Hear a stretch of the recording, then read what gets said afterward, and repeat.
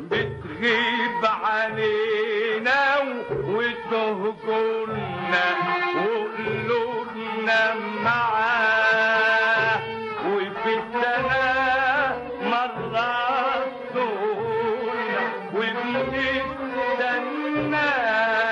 من امتى واحنا نحسب لك ونوضب لك ونرتب لك. اهلا رمضان جانا، قولوا معانا اهلا رمضان جانا. السلام عليكم ورحمة الله وبركاته. اللهم صل وسلم وزد وبارك على نبينا محمد. حبايبي الغاليين في كل مكان، عاملين ايه؟ ان شاء الله يا رب تكونوا في اتم صحة واحسن حال. فيديو جديد النهارده ان شاء الله. الفيديو بتاعي النهارده يعجبكم وينور رضاكم. بتمنى منك لو اول مرة بتزوري قناتي نوريني باشتراكك عن طريق كلمة اشتراك بالاحمر تحت الفيديو، وفعلي زر الجرس على الكل عشان كل ما انزل فيديو جديد يوصلك اشعار بيه. فضلا منكم تدعموني بلايك للفيديو تشجيعا منكم ليه. نبدا يومنا ونقول بسم الله. نبدا يومنا بالصلاة على النبي. اللهم صل وسلم وبارك على سيدنا محمد وعلى اله وصحبه اجمعين. حبايب قلبي الغاليين، بصوا بقى هنبدا اليوم النهارده كده بالغدا ان شاء الله. فكره غدا حلوه جدا وجميله قوي قوي قوي، من الاكلات المحببه قوي قوي لقلبي. وكمان في تفريزات لرمضان باذن الله، تفريزات مهمه جدا جدا، وده الوقت المناسب ليها. يعني ما ينفعش خالص تتاخري عن كده. فربنا يوسع ارزاقنا جميعا يا رب ويعمر بيوتنا بالخير، اللهم امين يا رب العالمين. ما تجريش الفيديو وتابع معايا الفيديو للنهايه وان شاء الله تطلعي مستفيده من الفيديو. بصوا يا حبايبي، انا جبت السمك، اللهم صل على سيدنا النبي. السمك دوت كان عامل 80 جنيه. جبت كيلو ونص، فما شاء الله كان حجمه كبير كده زي ما انتم شايفين. انا عاده ما بحبش اجيب السمك الكبير قوي ده بصراحه، يعني انا بحب السمك يكون وسط كده، بحس ان هو طعمه بيبقى احلى. يعني كل ما الحاجه بتكون وسط بتكون احلى، يعني ولا تبقى كبيره قوي ولا تبقى صغيره قوي. ولكن هو ده اللي كان موجود، فقلت فضل ونعمه مفيش مشكله، فجبت كيلو ونص. قلت بقى ايه، يعني فكره غدا بقى حلوه جدا، والسمك من الاكلات الحلوه جدا. وعندي ولادي كمان بيحبوا السمك المقلي اكتر كمان من السمك المشوي. المهم انا جبت السمك ومسكته نضفته كويس قوي قوي قوي، وحطيت كده عليه ليمون وملح وسبته كده في الملح والليمون حوالي ساعه. ما بحطوش في ميه خالص، هو يا دوبك بس ايه رشه ملح وعصره ليمونه كده او ليمونتين، وبحطه في التلاجة لعند ما باجي ابدا ان انا اعمل في الغدا. الدقه اللي شفتوها معايا دي هي دايما موجوده عندي في التلاجة. حبايبي اللي متابعيني من زمان عارفين ان انا دايما بحب اعمل الدقه دي واسيبها موجوده عندي في التلاجة. عباره عن فلفل وتوم وكزبره وكمون وليمون. بفرم بقى كل ده كده في الكبه وبحطهم في علبه عندي في باب التلاجة، بتفضل موجوده عندي ما بيجرالهاش اي حاجه خالص. وكمان بتنجز معاكي في الوقت. يعني يوم زي ده كده على طول طلعت العلبه وحشيت السمك زي ما انتم شايفين كده، ما شاء الله ما خدش معايا وقت خالص. بحب كده ان انا ادقق السمك في كيس زي ما انتم شايفين كده. جبت شويه دقيق، ضفت عليهم شويه كركم وشويه كمون وشويه كزبره ناشفه وقلبته كده كويس. وجيت ادور على النشا عندي ما لقيتش، فقلت ما فيش مشكله، لو كان فيه كمان نشا كنت هحط معلقه كبيره، بتبقى حلوه قوي خاصه لما يكون السمك حجمه كبير كده. بعد ما بخلص بقى بروح رابطه الكيس وعيناه في التلاجة، ولما اجي اعمل سمك تاني مقلي بيكون عندي بقى الدقيق المتبهر ده. وكمان بيخلي المكان حواليك نضيف مش بيتبهدل. لو دققتي في طبق او حاجه بتلاقي المكان حواليكي اتبهدل دقيق كده، والدقيق بيطير وبيبهدل الدنيا. فلما تعملي في كيس كده بيبقى افضل بكتير. بعد ما دققته كده بسيبه شويه على الصينيه يتشرب الدقيق، علشان لما اجي اللهم صل على النبي لما اجي اقليه ما يعملش دخانه كده، الدقيق ما يتحرقش ويتعمل دخانه كده. المهم بقى هنا كنت بعمل رز صياديه. حمرت البصلايه زي ما شفتوها معايا كده، وضفت عليها الميه، وكان فاضل معايا شويه بقى دقه من اللي هي بتاعه الفلفل اللي انا حاشيه بيها السمك دي، قلت هضيفها كمان على الرز بتديله طعم حلو قوي. حطيت عليه رشه كمون وحطيت الملح وسبت الميه غلت شويه كده. واول بقى ما بدات ان هي تغلي شويه رحت نازله عليها كده برز زي ما انتم شايفين. طبعا كلكم ستات بيوت شاطره وكلكم بتعرفوا تعملوا كل حاجه، ولكن احنا بناخد من بعض افكار بس مش اكتر. صليتوا بينا على النبي. اللهم صل وسلم وبارك على سيدنا محمد وعلى اله وصحبه اجمعين. هنا جبت عندي الزيت ده طبعا انا كنت محمره فيه قبل كده مرتين بطاطس، فقلت بقى ايه احمر فيه السمك عشان خلاص بقى اللي هو ايه ما عندش احمر فيه تاني بقى. فانا بحوشه كده الزيت اللي هو بيكون عندي حمرت فيه اكتر من مره، او زيت مثلا قليه فيه بانيه او قليه فيه سمك، بحوشه كده في برطمان وبعمله صابون ان شاء الله باذن الله. لما اجي اعمله هبقى اعمله مع حضراتكم. المهم بدأت بقى كده ان انا اقلي السمك، وكمان الرز كان اتشرب وطيت عليه، وبدأت كده ان انا اعمل ايه شوية سلطة بقى، شوية سلطة حلوين كده. السمك بجد ما بيحلاش من غير السلطة، السلطة بتديله طعم حلو قوي. فجبت هنا معايا عود بتاع ده اسمها ايه اللهم صل على النبي، كزبرة وعود شبت، وقطعتهم كده زي ما انتم شايفين. وكنت بقى بعمل ايه، ايد بتعمل السلطة، وايد كده ايه بتقلب في السمك. فربنا يعيننا ويقوينا جميعا يا رب. طبعا زي ما انتم عارفين احنا كلنا كده بنبقى شغالين في المطبخ في كذا حاجة مع بعض كده واحنا واقفين، فعلشان خاطر برضو الاكل ما ياخدش معايا وقت وتبقى وقفة واحدة، فاهمين قصدي. جبت بقى هنا الخيار وبدأت ان انا برضو اقطعه. السلطة حلوة جدا ومفيدة جدا، ولو كان فيها عندي كمان جزر كنت ضفته، ولكن للأسف ما كانش موجود عندي. فانا عندي يعني عندي ولادي بيحبوا السلطة جدا، بالذات جنب السمك والكشري الاصفر، يعني من الحاجات اللي بنحب قوي السلطة جنبها يعني.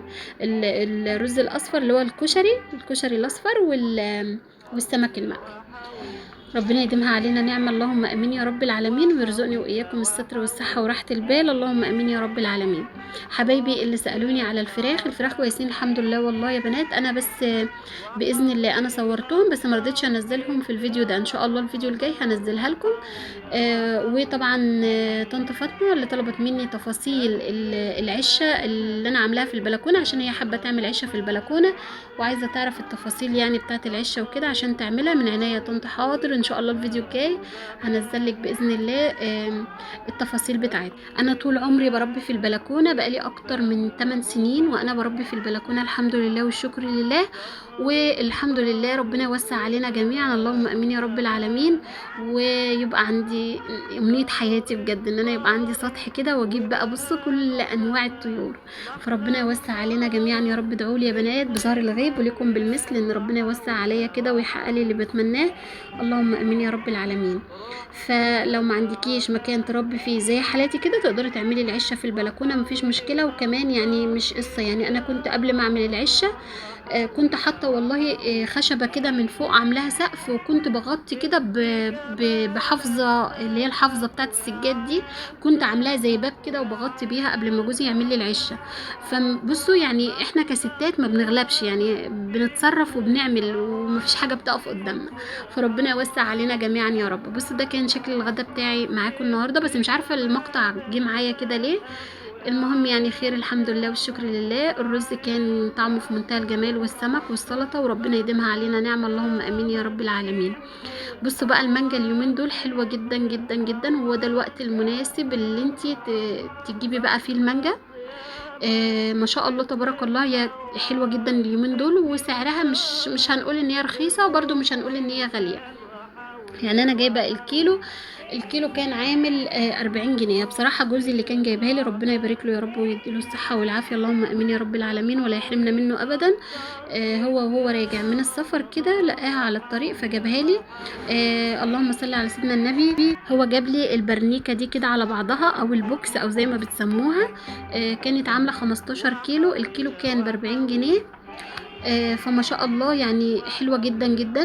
تقدري مثلا لو انتي هتبقى كتير عليكي او الميزانية بتاعتك مش هتسمح ممكن تجيبيها مع حد، او ممكن تجيبي بالكيلو. مثلا لو كل ما تنزلي السوق تجيبي لك 2-3 كيلو وتشيليهم في الفريزر. انتوا عارفين في رمضان بالذات وكمان في الحر اللي احنا فيه ده عايزين كل يوم عصير كل يوم عصير. وكمان في رمضان يعني بنحتاج عصاير كتير يوميا. فالمانجا من العصاير الحلوة قوي قوي يعني اللي دايما قريبة من قلبنا كلنا، يعني من اكتر العصاير اللي احنا بنحبها عصير المانجا. فهنا كنت بوريكم المانجا لما تكون حلوة او المانجا لما تكون قطيع تبقى العسل بتاعها شارر عليها من فوق زي ما انتوا شايفين كده. فاللهم بارك هي كانت زي العسل، ومن جوه لونها عارفين اللون اللي هو البرتقاني ده، كانت من جوه لونها حلوة قوي قوي ما شاء الله ومستوية جدا جدا. عشان انا الاقي حد يسألني يعني ايه مانجا قطيع. مانجا قطيع اللي هي بيفضلوا سايبينها على الشجرة لعند ما تستوي خالص وتبدأ ان هي تفك من نفسها. انما في ناس بقى ما بتستناش على المانجا لما تستوي فبيقطفوها من الشجرة من قبل ما بتكون خدت الوقت الكافي بتاعها. تمام. بصراحة دي كانت جميلة جدا، وبرضو سعرها يعني في متناول برضو ان احنا نقدر نجيب. لو ميزانية مش سامحة معاكي تقدري ان انت تجيبي زي ما قلتلك لو كيلو في كيلو. طيب انا بفرزها ازاي؟ هو في طريقتين اتنين للتفريز. انا يعني بروح جايه مثلا غاسله شويه كده، واروح حطاهم كده في اكياس زي ما هم، بس بعد ما بغسلها واروح حطاها في كيس زي ما هي كده، ما بعملش فيها اي حاجه خالص. ودي بسيبها لاخر السنه، يعني فاهميني، بتفضل معايا بقى لاخر السنه، لا لونها بيتغير ولا طعمها بيتغير ولا بيجرى لها اي حاجه خالص. وفي طريقه تانية اللي هو انا بقشرها وبقطعها وبحطها في اكياس وبربطها واحطها في الفريزر، اطلعها من الفريزر على شفشق الخلاط على طول واعملها عصير. ودي ببقى عاملاها، عارفين اللي هو الوقت اللي هو لو مثلا جالي ضيف على فجأة، لو مثلا خلاص هم طلبوا عصير ومش مش عايزه بقى لسه ان انا هستنى اطلع المانجا تفك، فاهمين، للوقت اللي هو ايه اللي هو مستعجلين فيه، فبتبقى جاهزه معايا على طول، بطلعها اروح ايه ضربها في الخلاط على طول. فالطريقه دي جميله جدا والطريقه دي جميله جدا، ولكن انا اللي بحالها دي بحاول ان انا ما استخدمهاش الا اخر السنه، لان هي بتفضل معاكي طول السنه لما تكون سليمه بحالها كده، مش بيجرى لها اي حاجه خالص.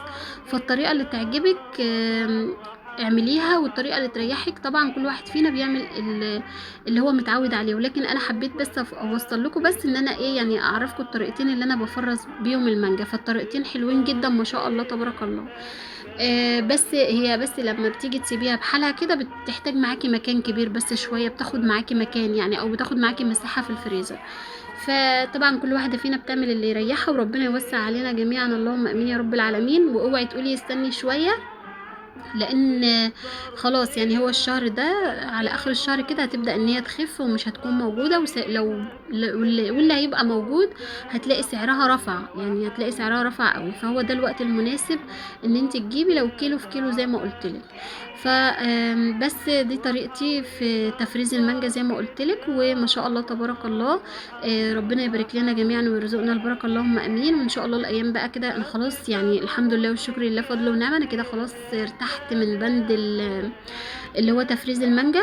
فالحمد لله والشكر لله، عشان نفوق بقى لتفريز الباميه. وحبيبتي اللي كانت بتقول لي انا عايزه افرز باميه، هل الوقت ده مناسب ولا خلاص؟ لا لسه يا حبيبتي في وقت، الوقت ده احسن وقت تفرزي فيه. فهاتي وفرزي ونقيها، وان هي تكون كويسه وتبقي ضامنه ان هي تكون كويسه. نقيها واحده من واحده، لو هتجيبي حتى 2 كيلو وتفرزيهم، المهم ان هي ايه تبقى موجوده عندك، يعني ايه الحاجه تكون موجوده احسن ما نجيبش خالص. فانا كده خدت الكميه دي هعملها بحالها زي ما انتم شايفين كده، والباقي هقطعه واحطه في اكياس يبقى جاهز على العصير على طول. وربنا يعمر بيوتنا دايما يا رب بالخير وبالبركه اللهم امين يا رب العالمين، ويجعلنا دايما يا رب كده في عمار وفي خير وفي ستر اللهم امين يا رب العالمين. بتمنى كده ان انا اكون اديتك فكره حلوه، واتمنى ان انت تتشجعي كده وتنزلي تجيبي وتفرزي مانجا، لان المانجا من الاساسيات اللي لازم تكون موجوده معانا في رمضان وفي الحر اللي احنا فيه ده كمان. فربنا يوسع ارزاقنا جميعا اللهم امين. دمتم في امان الله، والسلام عليكم ورحمه الله وبركاته. مع الف سلامه.